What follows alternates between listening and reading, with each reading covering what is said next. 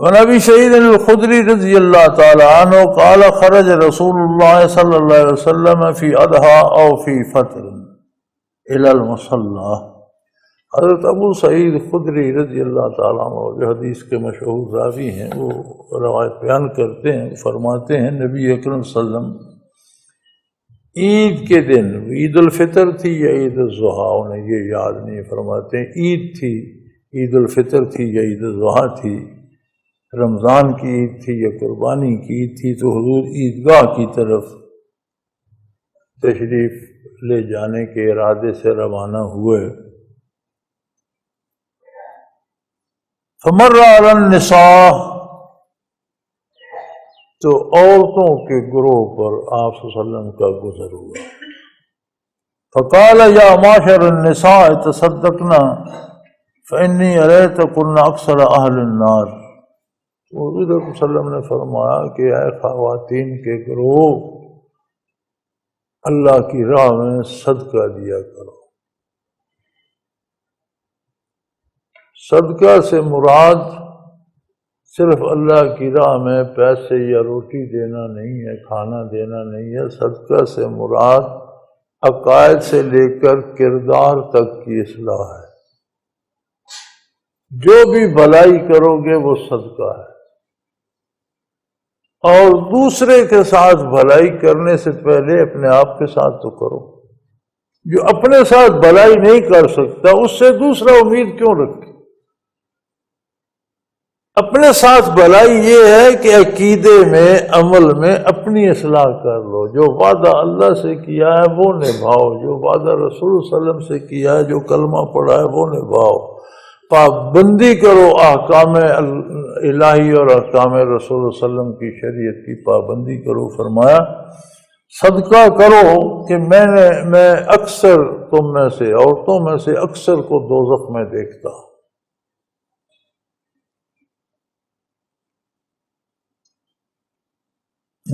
قلنا بما یا رسول اللہ، انہوں نے اس کی یا رسول اللہ کس لیے، ہم نے کیا کیا کہ آپ ہم میں سے اکثر کو جہنم میں دیکھتے ہیں؟ یہ کیسی عجیب بات ہے. بما یا رسول اللہ، کس وجہ سے ہے اللہ کے رسول صلی اللہ علیہ وسلم؟ قال تکسرون اللعن وتکفرون العشیرہ، تم بے شمار لعنت کرتی ہو، بات بات پر تانے دیتی ہو، بات بات پر لعن تان کرتی ہو، حاضر لوگوں پر بھی کرتی ہو، غائب لوگوں پر بھی کرتی ہو، موجود کو بھی کرتی ہو، اس کی پشت پیچھے بھی کرتی ہو. یہ تمہارا وتیرہ ہے، بات بات میں لعن تان کرتی رہتی ہو. اور خامدوں کی ناشکری کرتی ہو. یہ بڑی عجیب بات ہے.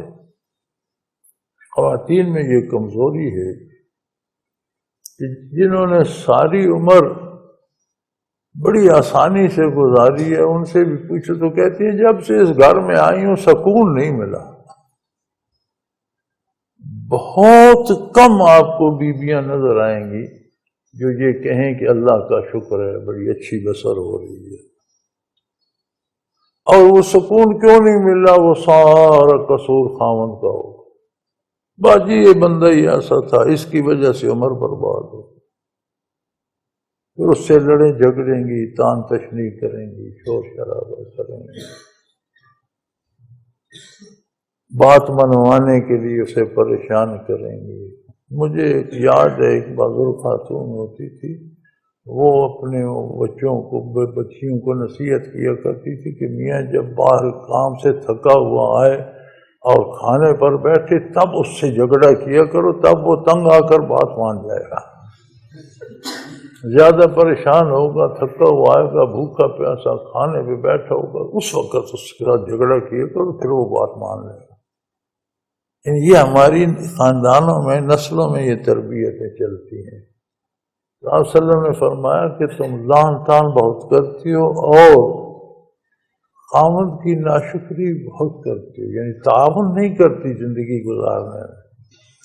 تھوڑی کما کے لاتے ہیں تو تمہارا کام ہے اس تھوڑے سے گھر کو چلاؤ.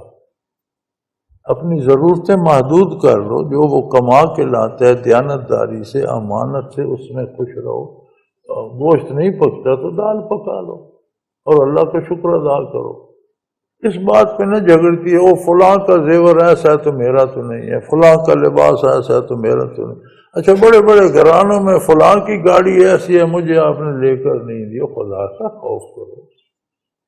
فلاں کی زندگی اپنی ہے، آپ کی اپنی ہے، آپ اپنی زندگی کیوں تلخ کرتے؟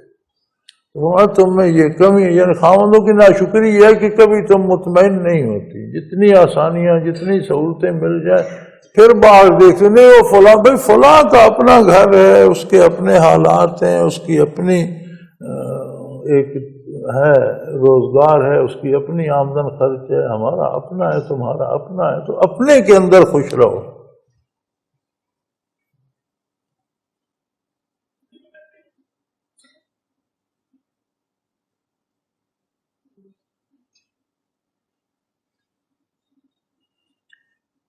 فرمایا وما رأیتم ناقصات العقل والدین،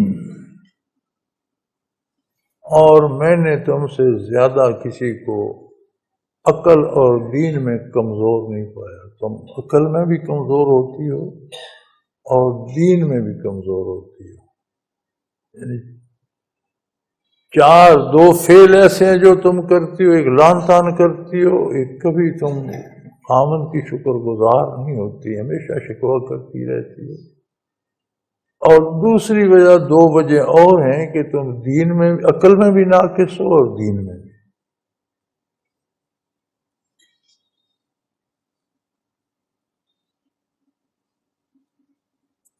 اصحب لب الرجل الحازم من احداکن، اور تم اچھے بھلے دانا آدمی کی عقل گم کر دیتی، اس سے ایسے فیصلے کرواتی ہو جو بے وقوفوں والے ہوتے۔ اچھا بھلا دانشمند بندہ ہوتا ہے، تم اس کی عقل بھی گم کر دیتی ہو، جھگڑے کر کر کے، شور کر کر کے، پھر وہ ایسے کام کرتا ہے کہ جو اسے نہیں کرنے چاہیے تھے، وہ سمجھتا ہے کہ یہ غلط ہے لیکن مجبور ہو جاتا ہے، تم کرا لیتی ہو۔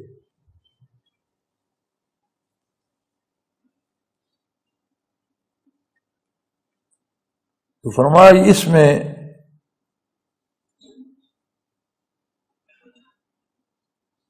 تم سے بڑھ کر اور کسی کو نہیں دیکھا کہ اچھے بھلے بندے کی عقل گم کرو۔ انہوں نے عرض کی یا رسول اللہ ہمارے دین میں اور عقل میں کیا کمزوری ہے؟ ما نقصان فی دیننا و عقلنا، یا رسول اللہ ہمارے دین اور عقل میں کیا کمزوری ہے؟ تو آپ نے فرمایا قال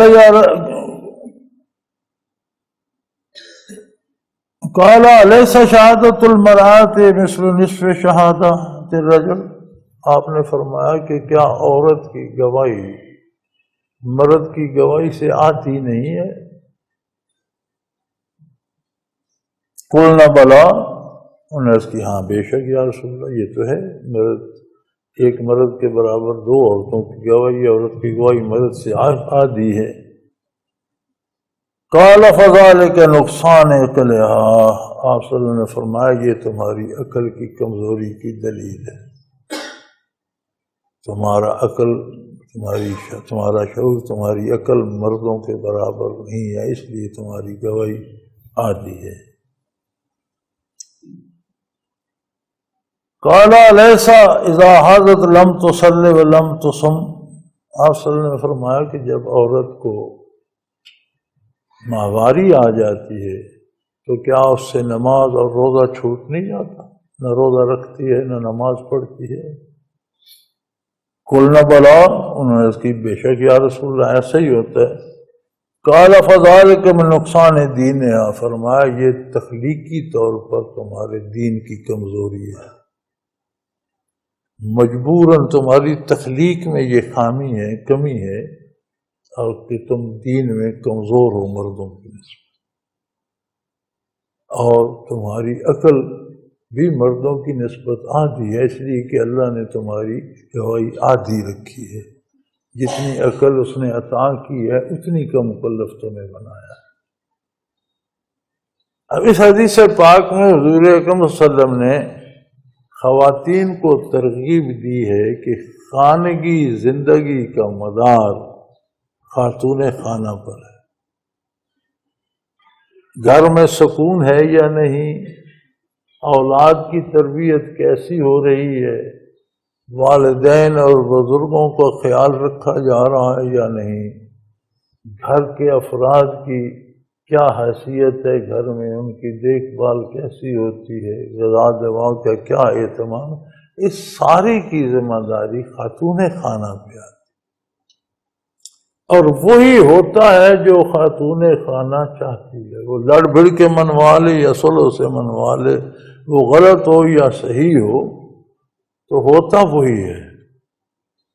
تو خواتین کو بھی اس بات کا خیال رکھنا چاہیے کہ اللہ کے سامنے جانا ہے، اللہ کی بارگاہ میں جان دینی ہے، قبر میں جانا ہے. جو پہلے کمزوریاں ہیں ان کا ازالہ کرنے کے لیے زیادہ اطاعت کی جائے، زیادہ صبر اور شکر کے ساتھ گزارا کیا جائے.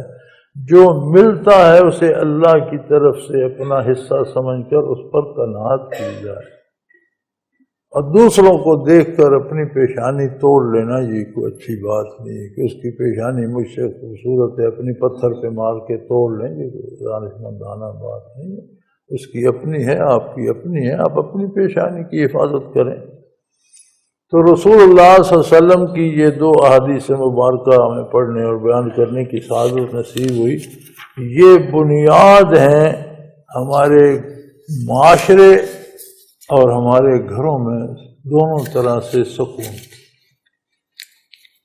جو بھی ہم میں سے جسے اللہ توفیق دے، جو بھی مرد جو بھی خاتون انہیں اپنا لے گی، ان کا ماحول، ان کا گھر الحمدللہ جنت کا نمونہ بن جائے گا. اور زندگی آخرت کو دیکھ کر گزارنی چاہیے، کیونکہ زندگی آخرت کو بنانے کے لیے ہے، بگاڑنے کے لیے نہیں. یہ ہر سانس جو ہمارے پاس ہے یہ نقدی ہے، یہ ہمارا سکہ ہے، یہ ہمارے روپے ہیں جو ہم خرچ کر رہے ہیں. جو ہم سوچتے ہیں، جو ہم کرتے ہیں، یہ ہم خرید رہے ہیں اس بازار سے، دنیا سے. یہ ہماری آخرت کا سامان ہے. ہر کوئی اپنے لیے آخرت میں گھر بنانے میں لگا ہوا ہے، اس میں سامان سجانے میں لگا ہوا ہے. اب اس نے زمین کہاں خریدی؟ جنت میں خریدی یا غلطی سے کہیں دوزخ میں کوئی ٹکڑا لے بیٹھا ہے؟ گھر وہ خوبصورت بنا رہا ہے یا وہاں انگارے جمع کر رہا ہے؟ یہ ہر بندے کو سوچنا چاہیے. اور سب سے پہلے اپنی اصلاح کی فکر کریں. ہم اپنی اصلاح کریں تو انشاءاللہ سارا پاکستان سدھر جائے. ہم کہتے ہیں اسلام نافذ کرو، کہنے کی ضرورت نہیں، آپ اپنے آپ پر اسلام نافذ کرتے جائیں. ہر کوئی اختیاری تو مسلمان ہے بھائی، مسلمان کو دوسرا کیوں اس کو کہے کہ اسلام اپناؤ؟ خود مسلمان کا اپنا مسئلہ ہے کہ اسلام کے مطابق زندگی گزارے.